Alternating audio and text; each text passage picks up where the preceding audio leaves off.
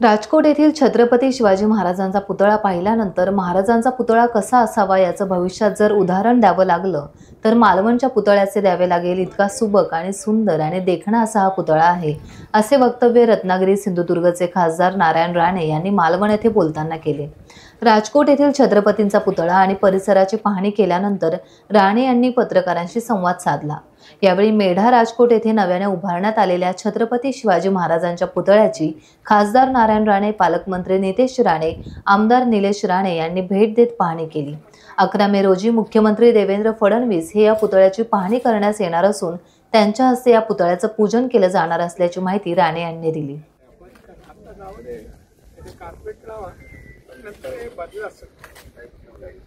सगळीकडे ग्रेनाइट झाले काय केलं आमच्याकडे मालवणला काय चिरे ठेवले चांगला करा नंतर मग हे पूर्ण एकदम व्यवस्थित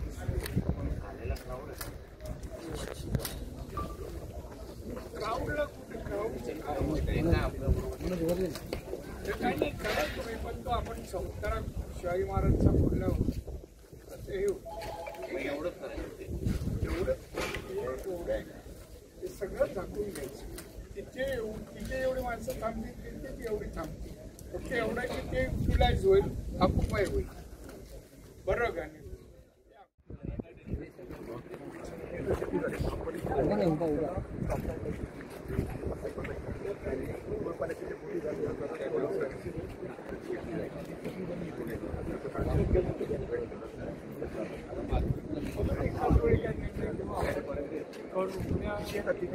लागून पाहायला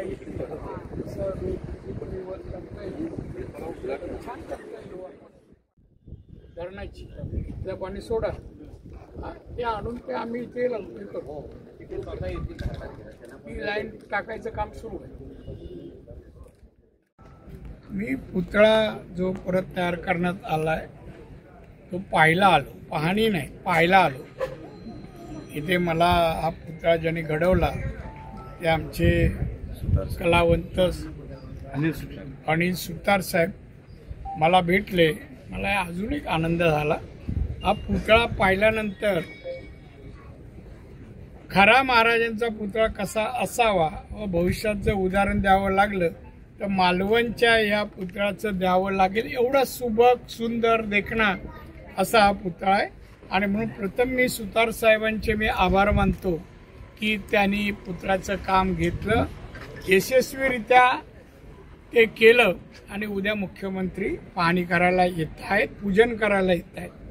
आता साहेबांशी आम्ही चर्चा केल्यानंतर महाराजांच्या पुतळ्यालगतचा परिसर कसा असावा तसं एक ते प्लॅन देत आहेत। एक तर या भिंतीची उंची कमी करून महाराजांच्या पुतळ्याकडून चारी बाजूला समुद्र दिसावा, 3 बाजूला असं आम्ही भिंत उंची आम्ही त्याची कमी करायचा प्रयत्न आहे आणि आजूबाजूला एकतर समुद्रातून बोटी पुतळ्यापर्यंत याव्या, तिथे जेटी असावी आणि बाकीचा परिसर अतिशय सुंदर लँडस्केपिंगनी केला जावा असं कलेक्टर म्हणजे राज्य सरकार आणि आम्ही लोकप्रतिनिधी मिळून मालवणकर मिळून आम्ही हे सुशोभीकरण पुतळ्याच्या आजूबाजूचं करायचा निर्णय घेतलाय आणि म्हणून एकंदरीत आजची सुतार साहेबांची भेट ही मार्गदर्शक स्वरूपात अतिशय उपयुक्त आणि भविष्यात या मालवणची शोभा वाढवण्यासाठी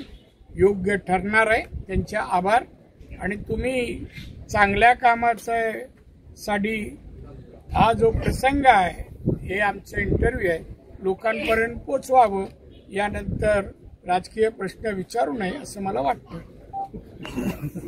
टाइम्स डिजिटलला लाईक करा, सबस्क्राईब करा, शेअर करा आणि बेल आयकॉन दाबायला विसरू नका।